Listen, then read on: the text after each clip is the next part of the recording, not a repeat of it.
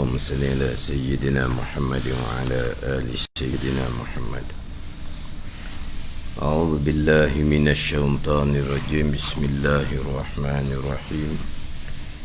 الحمد لله رب العالمين، والصلاة والسلام على سيد المرسلين وعلى آله وصحبه أجمعين. رب اشرح لي صدري ويسر لي أمري واحلل عقدة من لساني يفقه قولي. سبحانك لا علم لنا إلا ما علمتنا إنك أنت العليم الحكيم. ولا حول ولا قوة إلا بالله العلي العظيم.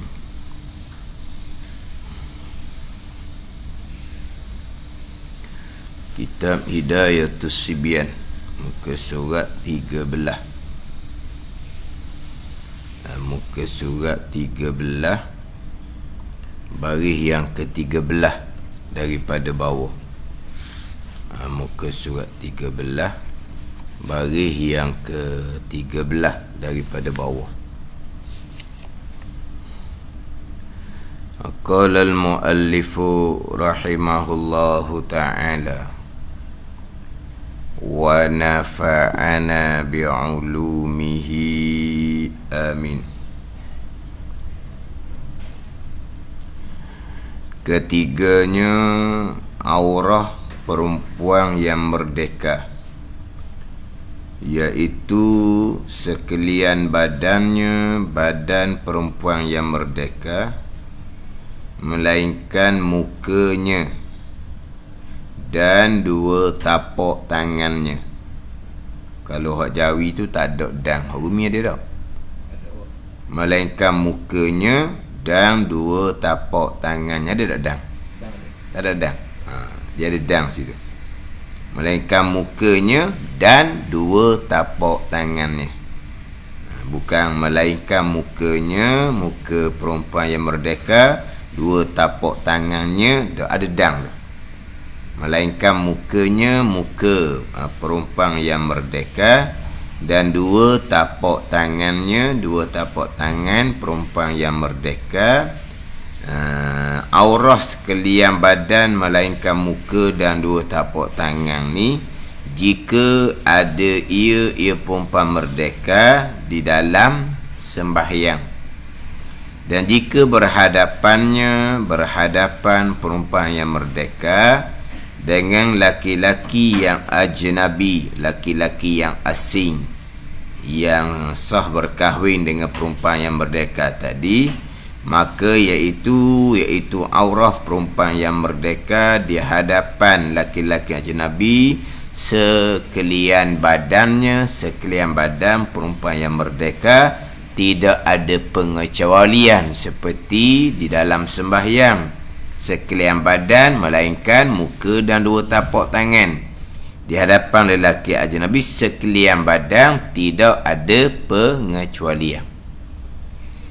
Ketiganya aurah perempuan yang merdeka. Ketiga daripada tiga bahagian aurah.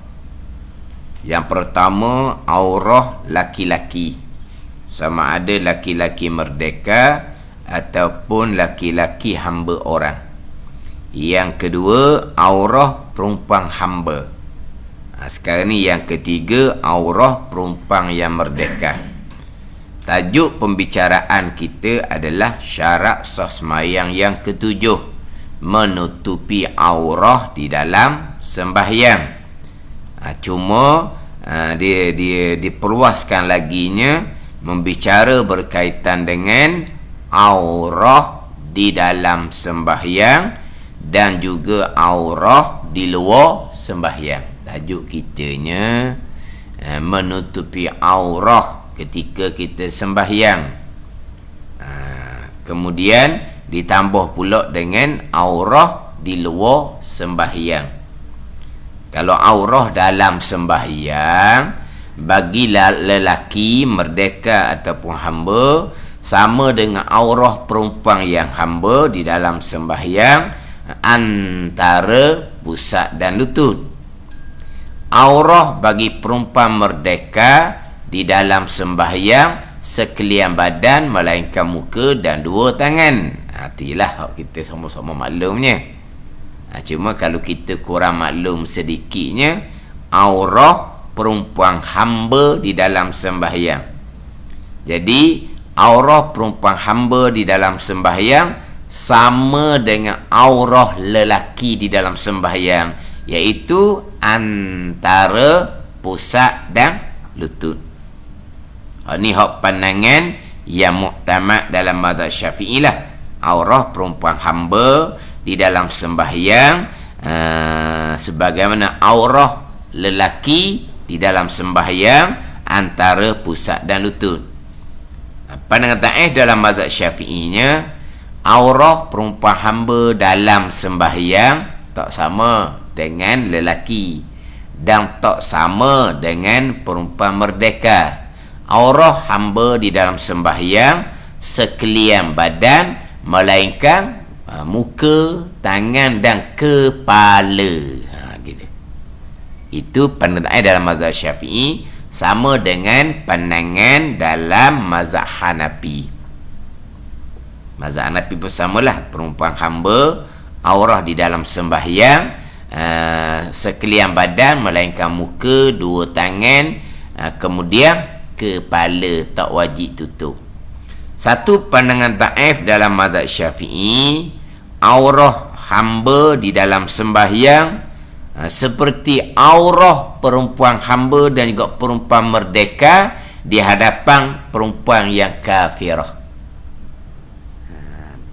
Perempuan hamba, kita bicara dah bahagian kedua, nanti dia akan bicara perempuan merdeka di hadapan perempuan kafirah.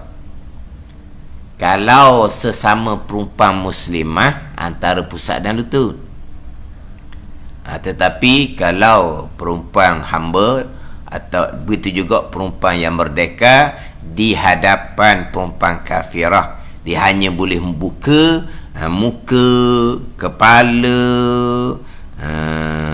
muka, kepala, tengkok, kaki, betih, itu je boleh buka. Itu boleh buka di hadapan perempuan kafirah, dan itulah pandangan ta'if dalam mazhab Syafi'i, aurah bagi perempuan merdeka di dalam sembahyang. Jadi kalau bicara aurah dalam sembahyang, tajuk kita aurah dalam sembahyang, aurah lelaki dan juga perempuan hamba di dalam sembahyang adalah antara pusat dan lutut. Aurah perempuan merdeka di dalam sembahyang sekalian badan melainkan muka dan dua tangan. Itu aurah di dalam sembahyang. Tapi kitab ni dia datangkan aurah di dalam sembahyang dan juga aurah di luar sembahyang, dibahagikan tiga bahagian. Bahagian pertama, aurah laki-laki merdeka ataupun hamba, aurah yang sama. Kemudian bahagian kedua, aurah perempuan yang hamba orang. Bahagian ketiga, aurah perempuan merdeka. Jadi tak sama aurah perempuan hamba orang dengan aurah perempuan merdeka, tapi sebenarnya tak sama pada satu bahagian sahaja, iaitu aurah perempuan hamba, aurah perempuan merdeka di dalam sembahyang. Tu sahaja yang tak sama. Hak lain-lain sama belaka. Hak lain-lain sama belaka. Jadi aurah perempuan hamba di dalam sembahyang antara pusat dan lutut ni, ketika hamba seorang diri antara pusat dan lutut, ketika hamba di hadapan lelaki mahram antara pusat dan lutut, antara perempuan hamba sesama perempuan muslimah antara pusat dan lutut. Ni hak hamba. Adapun perempuan merdeka di dalam khulwah di hadapan lelaki mahram sesama perempuan muslimah antara pusat dan lutut, aurah dalam sembahyang sekalian badan melainkan dua muka dan dua tangan. Jadi lebih satu aurah, tak sama dengan perempuan hamba. Sebab tu perempuan hamba terdahulu aurahnya ada 3%. Jadi perempuan merdeka aurahnya ada 4%. Empat keadaan gitulah. Apa? Tambah satu yang tak sama, iaitu aurah perempuan merdeka di dalam sembahyang. Aurah lelaki hanya ada aurah lelaki macam aurah perempuan hamba. Ada 3 aurah. Lelaki ada 3 aurah. Yang pertama, aurah antara pusat dan lutut orang lelaki. Mana ni? Ketika sembahyang, sesama lelaki, sama lelaki dah kira lelaki Muslim ke lelaki kafir sama je, di hadapan perempuan mahram, iaitu antara pusat dan lutut satu. Aurah lelaki di hadapan perempuan ajnabiyah, perempuan asing yang ia boleh berkahwin, sekalian badan. Itu yang kedua. Cuma lelaki ni tak wajib tutup aurah di hadapan perempuan ajnabiyah, sebab orang lelaki ni orang pasang kerja duduk luar semua. Tapi aurah lelaki di hadapan perempuan ajnabiyah sekalian badan. Orang lelaki tak boleh nak tengok. Orang perempuan tak boleh nak tengok muka lelaki, tengkok lelaki, tubuh lelaki, lagi tak boleh tengok tubuhnya. Tapi orang lelaki hanya wajib tutup antara pusat dan lutut saja. Satu lagi, aurah lelaki di dalam khulwah seorang diri, 2 kemaluan. Pakai seluar dalam orang lelaki seorang diri sudah memada. Perempuan hamba dengan perempuan merdeka seorang diri antara pusat dan lutut. Di perempuan hamba, perempuan merdeka seorang diri ni, dalam bilik tak ada orang ni, walaupun gelap sekalipun, tiba-tiba perempuan hamba dan juga perempuan merdeka, dia hanya pakai seluar dalam, peha dia tak tutup, hukumnya haram. Sebab aurah perempuan hamba, aurah perempuan merdeka dalam khulwah seorang diri antara pusat dan lutut. Pada ni melainkan pandangan dhaif dalam mazhab Syafi'i, aurah ketika dalam khulwah seorang diri, lelaki sama, perempuan sama, 2 kemaluan sahaja. Maknanya lelaki sama, perempuan sama, pakai seluar dalam saja je seorang diri, maka sudah memadai. Itu pandangan dhaif lah. Pandangan muktamad dalam kitab kita ni, perempuan hamba, perempuan merdeka seorang diri wajib tutup antara pusat dan lutut. Boleh buka jikalau ada hajah, bolehlah. Kenapa telanjang bulat? Kerana panah. Contohlah tu hajah dia panggil. Dia panggil hajah. Kalau mandi, tu hajah yang nyata lah. Seorang diri dia mandi telanjang bulat, tak ada apa, sebab dia ada hajah.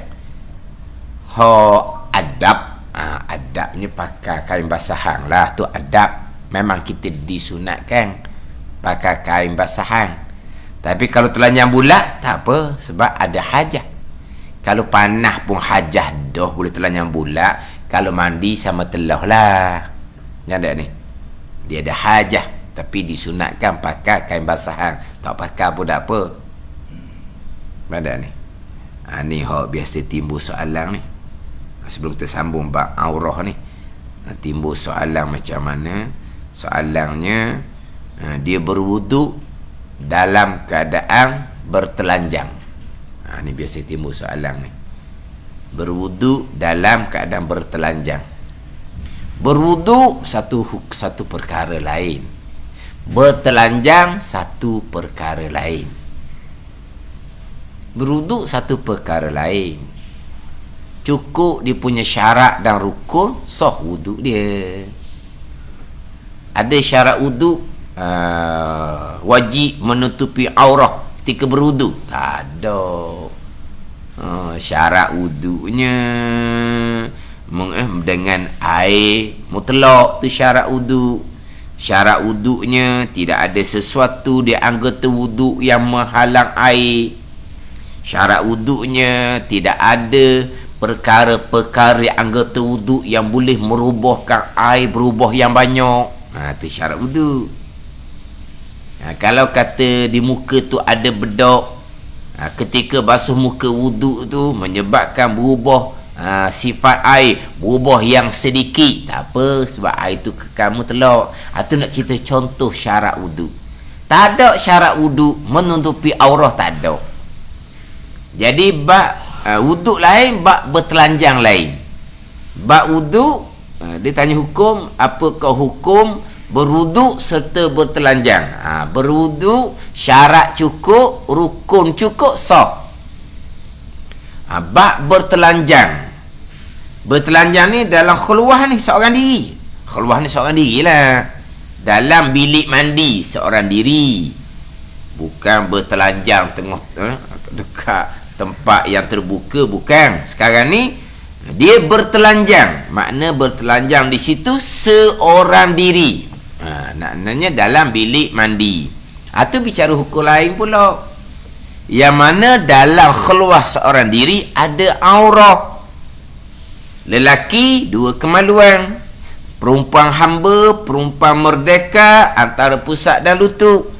Buka tanpa ada hajah kerana hukumnya haram. Dia pun buka bertelanjang pula.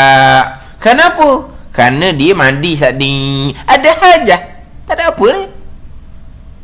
Lepas selesai mandi basah-basah ni, dia pun ambil air semayang. Tak ada apa situ. Faham tak ni? Sebab dia bertelanjang tu kerana dia mandi. Mandi tu satu hajah yang besar. Boleh bertelanjang dalam khulwah seorang diri. Boleh buka aurah sebab dia ada hajah mandi. Lepas tu ambil air semayang bertelanjang comel ke dak? Mandi bertelanjang budak comel dah, bukan ambil air semayang. Kan sebut dah tadi kan.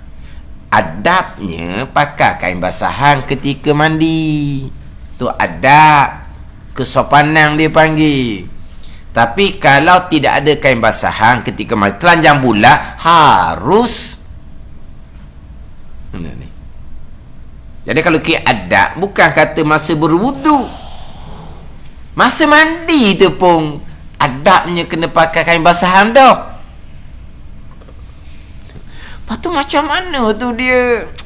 Yalah, berwuduk ni kan ada baca bismillah apa semua.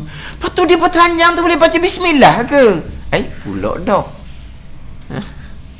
Kan bismillahirrahmanirrahim tu kan ayat Al-Quran. Boleh baca ayat Quran, jangan dekat dan berhadap je.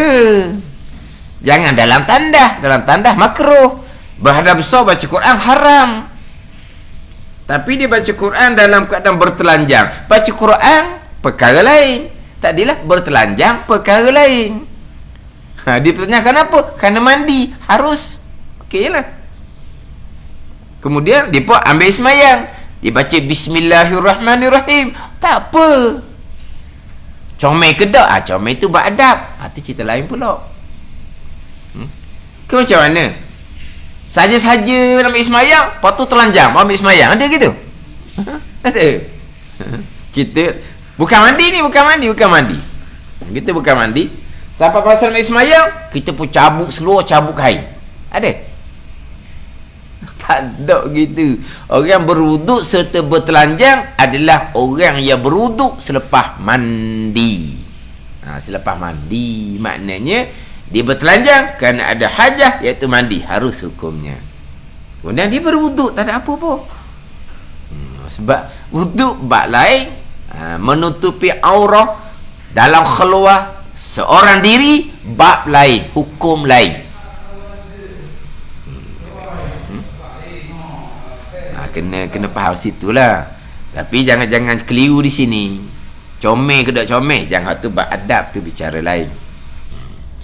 Jadi makna dalam khulwah seorang dia ada aurah, lelaki merdeka ataupun hamba, dua kemaluan, perempuan hamba, perempuan merdeka antara pusat dan lutut. Ini aurah di luar sembahyang. Di lelaki ada 3 jenis aurah. Perempuan hamba ada 3 jenis aurah. Perempuan merdeka di bawah tu ada 4 jenis aurah. Jadi sekarang ni masuk pada aurah perempuan yang merdeka. Dengan perempuan hamba hanya beza satu aurah sahaja, iaitu aurah di dalam sembahyang jua. Itu yang membezakan antara aurah perempuan hamba dengan aurah perempuan merdeka. Adapun dalam situasi yang lain, aurah perempuan hamba, aurah perempuan merdeka, aurah yang satu, aurah yang sama. Jadi bahagian ketiga ni aurah perempuan yang merdeka. Mana? Iaitu sekalian badannya. Pengecualian dia melainkan muka dan 2 tapak tangannya. Kaitnya jika ada ia perempuan yang merdeka ni di dalam sembahyang. Dan jika itu dalam sembahyang. Dan jika berhadapan merdeka dengan lelaki ajnabi, maka iaitu sekalian badannya tidak ada melainkan. Situ. Jadi aurah perempuan merdeka sekalian badan melainkan muka dan 2 tapak tangan jika ada ia dalam sembahyang. Dan jika berhadapan perempuan merdeka dengan laki-laki yang ajnabi, laki-laki yang asing, maka iaitu aurah perempuan merdeka berhadapan dengan lelaki ajnabi, sekalian badannya ada tak melainkan? Tidak ada. Melainkan muka dan 2 tapak tangan. Itu dalam sembahyang. Itu dalam sembahyang. Jadi aurah perempuan merdeka di hadapan lelaki ajnabi sekalian badan. Muka aurah haram dibuka, tangan aurah haram dibuka. Sama dengan aurah terdahulu perempuan hamba di hadapan lelaki ajnabi. Kalau perempuan hamba di hadapan lelaki ajnabi pun sekalian badan, perempuan merdeka lagilah. Ini pandangan yang muktamad dalam mazhab Syafi'i kita, pandangan Imam Nawawi. Sama dengan pandangan mazhab Hambali, al-mar'atu auratun. Perempuan sekalian itu adalah aurah, tak boleh buka di hadapan lelaki ajnabi. Melainkan pandangan Imam Rafi'i, pandangan daif dalam mazhab Syafi'i, sama dengan mazhab Hanafi Maliki, muka, tangan perempuan di hadapan lelaki ajnabi bukan aurah, boleh buka jikalau tidak ditakuti fitnah. Tapi kalau perempuan ni comel sangat, kalau dia buka muka, jadi kacau oleh lelaki ni, barulah dalam mazhab Hanafi Maliki wajib kena tutup muka, bukan kerana aurah, kerana untuk menjaga daripada fitnah. Adapun mazhab Syafi'i kita, pandangan Imam Nawawi sekalian badan ni, sama dengan mazhab Hambali, perempuan wajib menutupi sekalian di hadapan lelaki ajnabi, termasuk muka dan 2 tangan, walaupun perempuan tua dah sekalipun. Sebab apa? Sebab muka aurah, 2 tangan aurah di hadapan lelaki ajnabi. Ini pandangan yang muktamad dalam mazhab Syafi'i. Orang perempuan kita pakai jilbab biasa, buka muka tu, itu pandangan Imam Rafi'i, pandangan daif dalam mazhab Syafi'i. Okey je lah. Tapi nak ceritanya, orang perempuan sama tuan diri, orang lelaki sama telah, dia tak tahu pun ni orang kita ni. Dan jika berhadapan ia perempuan yang merdeka, sama dengan perempuan hamba juga yang terdahulu, dengan lelaki yang ajnabi, maka sekalian badannya, sekalian, tidak ada pengecualian, kan, melainkan muka dan 2 tangan, jika di dalam sembahyang. Tak sama situ. Dia kalau kitab Jawi lah, aurah perempuan di dalam sembahyang, aurah perempuan di hadapan lelaki ajnabi sama sekalian badan melainkan muka dan 2 tangan, dalam kitab Sabilah. Yang kitab Sabilah. Ini ada kitab tu Salikin ke, dan kitab Wisyaul Afrah ke, Mat'aim Badrin ke, aurah perempuan di dalam sembahyang, aurah perempuan di hadapan lelaki ajnabi tidak sama. Jadi yang sama aurah perempuan di dalam sembahyang dengan aurah perempuan di hadapan lelaki ajnabi sekalian badan melainkan muka dan dua tangan adalah dalam kitab Sabila. Itu pandangan Taif dalam mazhab Syafi'i kita. Aurah perempuan dalam sembahyang tu jelas lah, melainkan muka dan dua tangan. Aurah di hadapan lelaki ajnabi dan kitab Sabila sama dengan dalam sembahyang, melainkan ada juga melainkan muka dan dua tangan. Gitu. Kita tak. Kitab Hidayatul Sibyannya tidak, kitab Wisyahnya tidak. Di dalam sembahyang melainkan muka dan dua tangan, di hadapan lelaki ajnabi sekalian badan, tidak ada melainkan. Pakai purdah lah maknanya. Masa sebut ngulpah lah, ni pakai purdah dah, ni dia pakai topeng dah. Macam pakai purdah dah. Kang dia orang duk belawang kang. Kawik ni perancangan orang kafir. Ada pula orang kata kawik ni perancangan orang Islam, nak suruh perempuan pakai purdah belaka pula. Tu dah kan, ada orang kata kawik ni perancangan orang kafir, tujuan dia supaya begam-begam. Ada pula orang kafir pula kata kawik ni perancangan orang Islam, biar orang perempuan ni pakai tutup muka belaka, dah pakai topeng kan. Ada pula kata gitu. Dah pakai topeng kan. Kalau jumpa siapa-siapa pun dah kenal dah kitanya. Biasalah mocik-mocik mak haji tegur. Dah dia pakai gitu dah, kita nak kenal macam mana. Dia berbuka, oh mak haji siapa dah muka pakai macam kapur dah lah. Dia tutup gitu. Memang kita dah kenal. Mungkin nampak mata je duti. Orang tua-tua ni dia ada sedikit lah. Dia tak pakai macam kita pakai gaya-gaya. Dia pakai tutup sungguh. Memang nampak mata sungguh.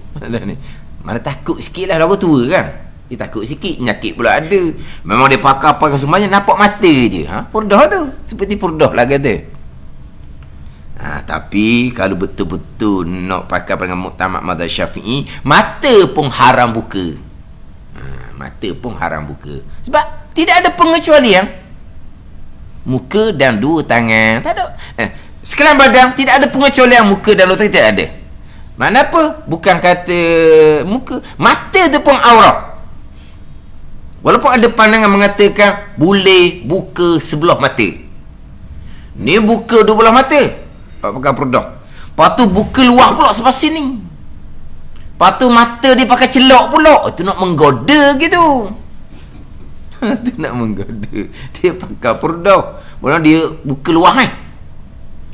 Purdah lah ni bukan topeng kawik bukan ni purdah tu. Dia pakai turun ke bawah. Lepas tu putih pula sini. Kalau duduk putih pun dia berbedak pun dia tak tahulah. Lepas tu mata tu celok tebal. Apa tujuan seumpama tu? Dia mata pun tak boleh buka. Dia kena pakai hak tutup tu, hak nipis. Dak langgarnya tiang. Dia nampak sebab dia pakai tutup hak nipis. Dia nampak. Tapi matanya tertutup. Kan kita tak banyakkan dengan negara yang walaupun bermazhab Hanafi, perempuannya tak nampak, mata pun tak nampak. Itu habis. Tu hak betul-betul pandangan muktamad dalam mazhab Syafi'i. Mana pakai purdah bukan buka mata. Masa saya mengaji permulaannya dengan almarhum Tuan Guru Datuk Haji Abbas Tuk Jiring, pelajar perempuannya pakai purdah tak ada, mata tak buka, tutup betul-betul. Saya mengaji mula-mula dengan almarhum Tuan Guru Datuk Haji Abbas Tuk Jiring. Sekolah Arab Tuk Jiring tu kan sekolah menengah agama Datuk Haji Abbas, gitu tak nama dia, Tuk Jiring tu. Tuan Guru Datuk Haji Abbas. Masa saya mengaji mula pondok tu dengan Tuan Guru, pelajar perempuan dia wa imma isteri kepada ahli jemaah pelajar, wa imma perempuan yang muda-muda, semuanya pakai purdah, tidak ada buka mata, tidak ada buka mata, memang tutup betul-betul. Orang sekarang ni lebih pada janguk dah nampaknya. Buka mata tadilah, buka mata luah-luah, celok mata tebal-tebal.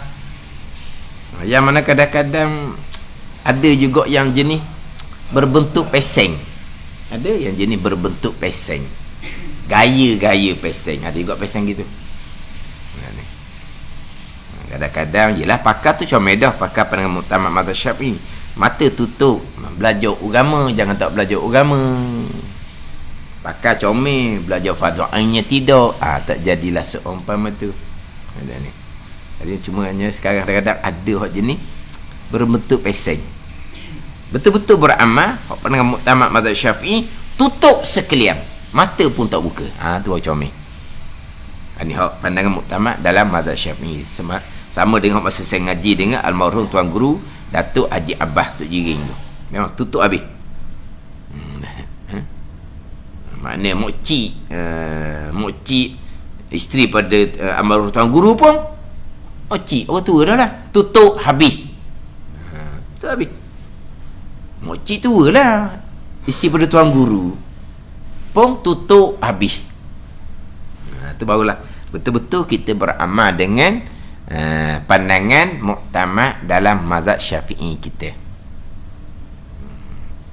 Bila jadi hok duk pakai berdah buka mata tu, yalah tutup habislah molek. Ada pun hok ramai-ramai perempuan kita buka muka dan dua tangan, itu pandangan daif dalam mazhab Syafi'i. Jadi aurah perempuan merdeka sekalian badan melainkan muka dan dua tapak tangannya jika ada ia dalam sembahyang. Melainkan muka dan dua tapak tangan. Ini ayat dalam kitab Hidayatus Sibiang. Sama dengan ayat dalam kitab Munyatul Musalli. Melainkan muka dan dua tapak tangan. Dalam kitab Wisyahul Afrah, melainkan muka dan dua tapak tangan, zahirnya dan batinnya. Ni kita nak bicara ayat kitab. Sebab ayat kitab ni sendiri pun timbul terdahulunya salah pemahaman. Dan kitab kita ni, kitab Hidayatus Sibiang, sama dengan kitab Munyatul Musalli, melainkan muka dan dua tapak tangan. Mana dua tapak tangan? Ni tapak. Dalam kitab Wisyahul Afrah, melainkan muka dan dua tapak tangan. Mana tapak tangan? Zahirnya dan batinnya. Zahirnya, zahir tapak tangan, dan batinnya, batin tapak tangan. Mana zahir bagi tapak tangan? Mana batin bagi tapak tangan? Depan belakang. Dah belakang tu tapak ke? Sekarang ni dalam kitab Wisyahul Afrah dan kitab Matla'in sama, melainkan muka dan dua tapak tangan. Zahirnya, zahir tapak tangan, dan batinnya, batin tapak tangan. Depan belakang. Dah belakang tu tapak ke panggil? Dan sekarang ni dua tapak tangan ni, zahir batin. Depan belakang. Mana tapak? Ni tapak. Zahir batinnya macam mana? Zahir batin depan belakang. Jadi maknanya dua tapak tangan, yakni dua tangan. Gitu. Barulah zahir batin. Pada ni dua tapak tangan, yakni dua tangan. Tapi terjemahan orang dulunya dua tapak tangan. Yang dikenakinya dua tapak tangan, yakni dua tangan, zahir dan batin. Depan belakang ni maknanya tapak ke tangan? Tangan. Jadi dua tapak tangan, yakni dua tangan, zahir dan batin. Mana zahir, mana batin? Awak nampak dia je lah. Mana zahir, mana batin? Nak tanya ni, mana zahir, mana batin? Mana zahir, mana batin? Zahir hak ni, batin hak ni. Mana zahir batin telinga yang kita sunat sapu telinga zahir dan batin? Ada orang kata, mana zahir? Nah, ni zahir. Ni batin zahir kat belakang ni. Dah ni zahir dia kata, nampak. Jangan. Dia kata ni zahir. Kan kita wuduk kan sunat menyapu telinga zahir dan batin. Mana zahir? Dia tahu ni zahir. Sebab apa? Sebab nampak kat belah depan tu kan. Nampak ni kan? Ni zahir. Ni zahir ni hak belakang ni. Hak ni hak batin. Batin kau dalam kan. Dia tu dah zahir kan. Dah zahir mana? Dia kita tengok kan. Nampak mana? Nampak ni kan? Dia tahu ni zahir. Dah. Ni zahir. Ni zahir. Ni batin. Samalah. Ni zahir, ni batin. Jadi bila kata zahir, batin, bukan tapak tangan. Yakni dua tapak tangan. Yakni dua tangan. Sebab saya tekan begitu. Macam sebut ni lah. Kita perasan ke tak? Baju semayang orang perempuan dulu-dulu. Baju semayang orang perempuan sekarang, dia tak ada tangan. Orang lelaki tak tahu dah. Tak tahu orang lelaki ni. Baju semayang perempuan sekarang tak ada tangan. Dia hanya ada kain, lepas tu dia ada baju tu straight.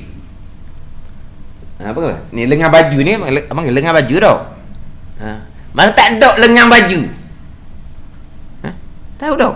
Tak ada lengan baju. Baju semayang orang sekarang. Baju semayang orang sekarang tak ada lengan baju. Dia hanya ada baju straight ke bawah, tangan duduk dalam. Lepas tu dia ada kain. Orang dahulu dia ada lengan baju. Baju semayang dia ada lengan baju. Perasan tak? Lengan baju semayang orang dahulu sampai di sini dia akan ada getah. Ada getah lah sebab takut kalau tak ada getah dia jadi begini ni nampak aurah ikut pandangan sisi. Maka ni aurah perempuan. Di sini saja bukan aurah. Di sini aurah. Kalau dia tidak bubuh getah akan nampak maka batas semayang. Maka dia ada getah. Di sini. Perasan tak dia ada buat lebih. Apa apa ni? Dia panggil sudu ke topi ke lidah ke, ni panggil orang dulu. Ni dia panggil, dia buat lebih sini, ada panggil sudu, ada panggil lidah. Ni datang ni. Perasan tak? Kenapa dia buat begitu? Ni baju semayang orang dulu. Kenapa dia buat sudu buat lidah ni kenapa? Sebab melainkan muka bukan aurah dalam sembahyang dan dua tapak tangan. Ni je bukan aurah. Ni aurah sebab tu ditutup. Apa? Salah faham kitab. Dua tapak tangan yakni dua tangan.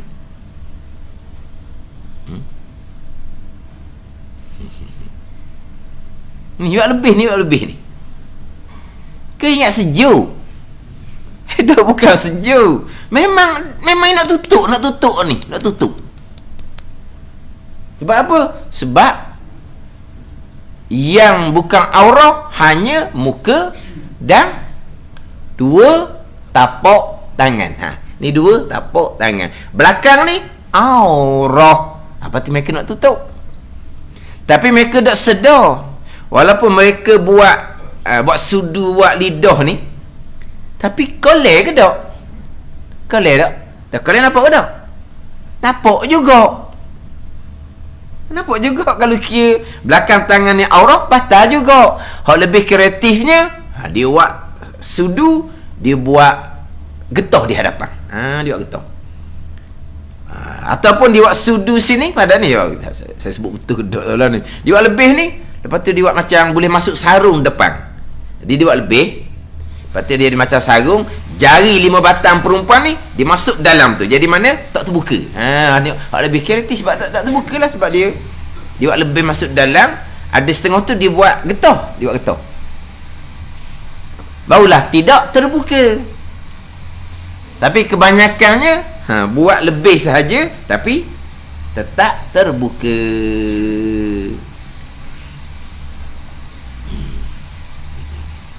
Apa ni? Membaca kitab sendiri. Dah kitab sebut melainkan muka. Muka boleh buka umpan dalam semayang. Dan dua tapak tangannya. Ni dua tapak tangan je yang boleh buka. Ingat baik, belakang tak boleh buka ni aurah ni. Kalau buka batal. Apa dibuat lengan baju, dia pun buat lebih. Mana? Kita ingat hak baju semayang perempuan hak dulu hak ada lengan baju tu. Dia buat lebih gitu tu.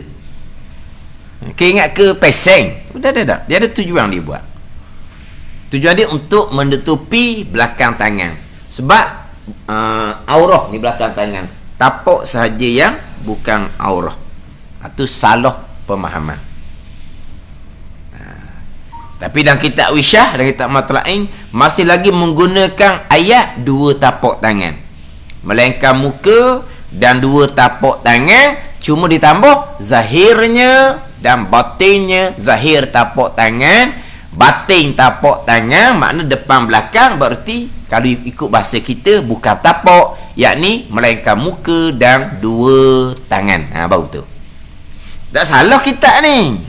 Allah tak baiki kita, melainkan muka dan dua tapak tangan. Allah tak baiki, cuma tambah pengertian dia, melainkan muka dan dua tapak tangan, yakni dua tangan. Gitulah. Mana dua tangan ni bukan aurah bagi perempuan dalam sembahyang. Kalau nak kira lah hak pandangan Taif tadi, aurah perempuan di hadapan lelaki ajnabi sama dengan aurah perempuan di dalam sembahyang, melainkan muka dan dua tapak tangan. Persoalannya, kenapa perempuan di hadapan lelaki ajnabi lengan baju kurung tak ada wak topi? Baru dah wak. Jadi ni kalau pakai pandangan yang Taif, aurah perempuan di dalam sembahyang dengan aurah perempuan di hadapan lelaki ajnabi, aurah yang sama sekalian badan, melainkan muka dan dua tapak tangan.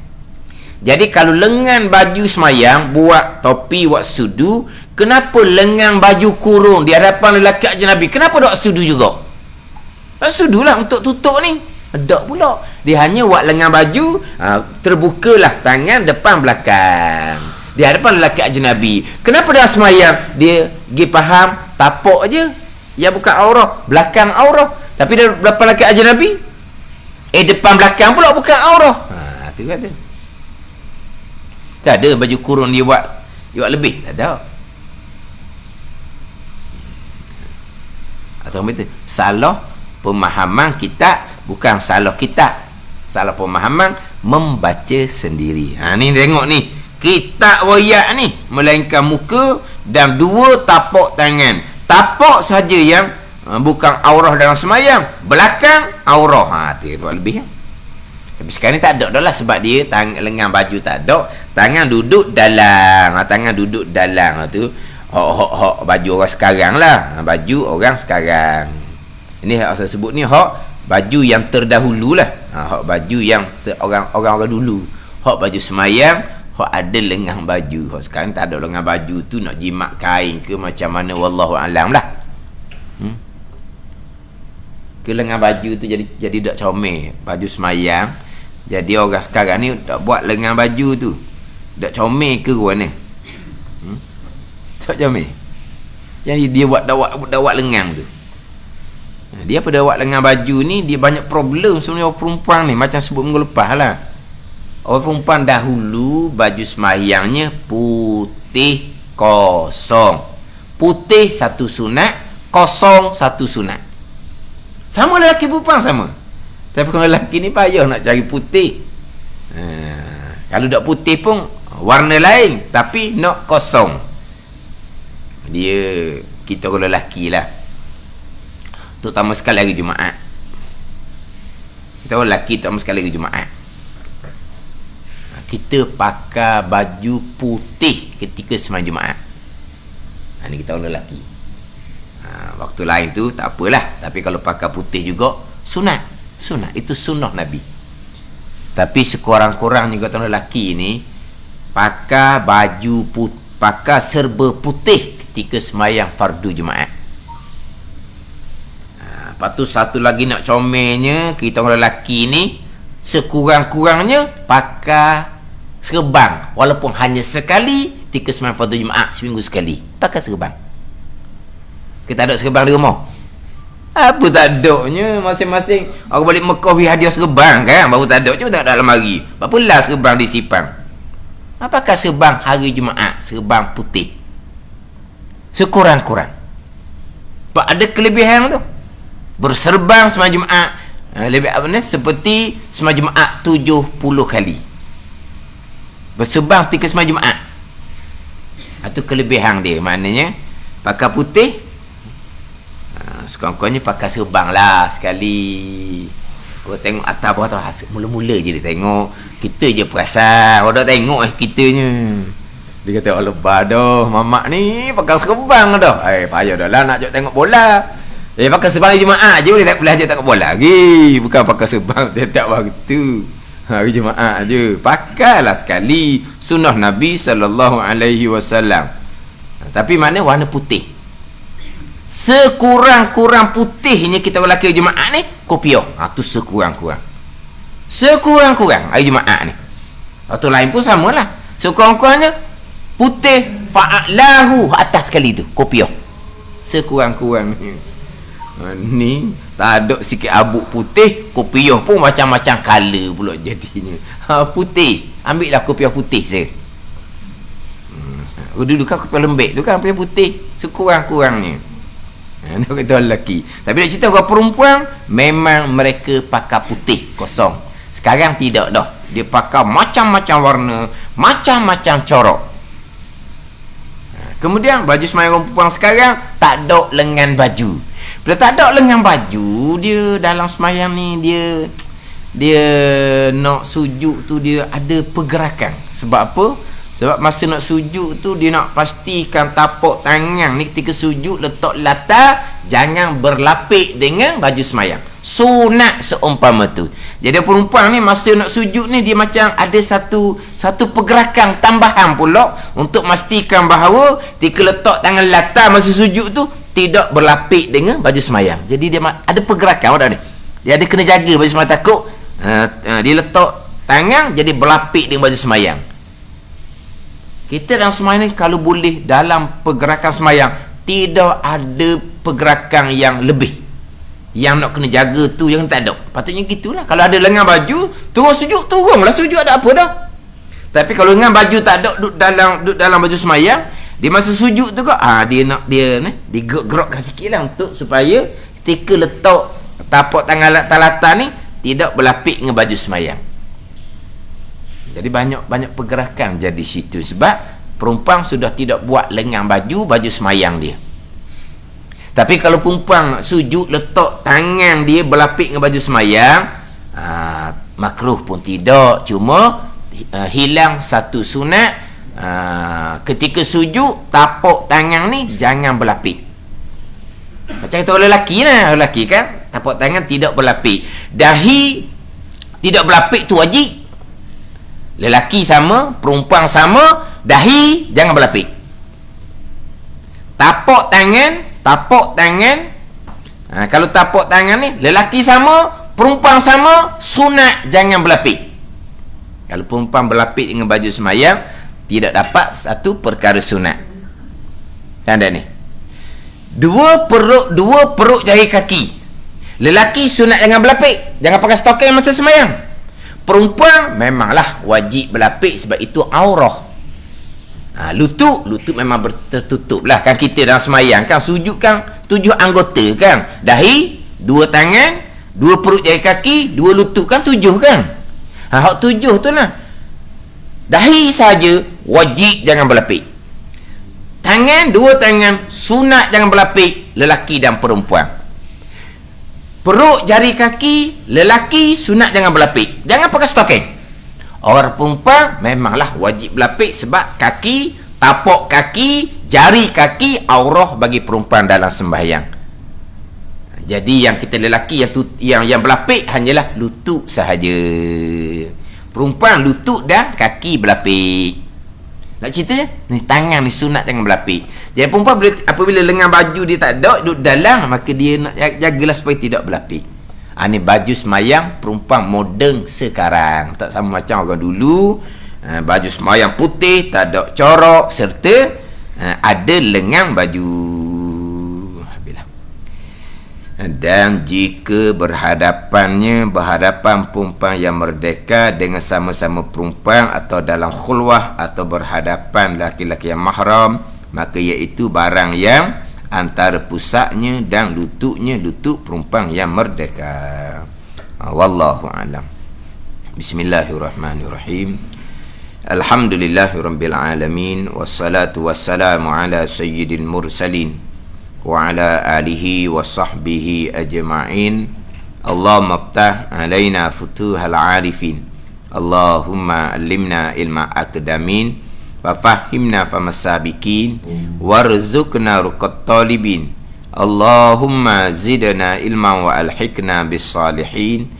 Wa sallallahu ala sayyidina Muhammadin wa ala alihi wa sahbihi wa sallam. Walhamdulillahi rabbil alamin.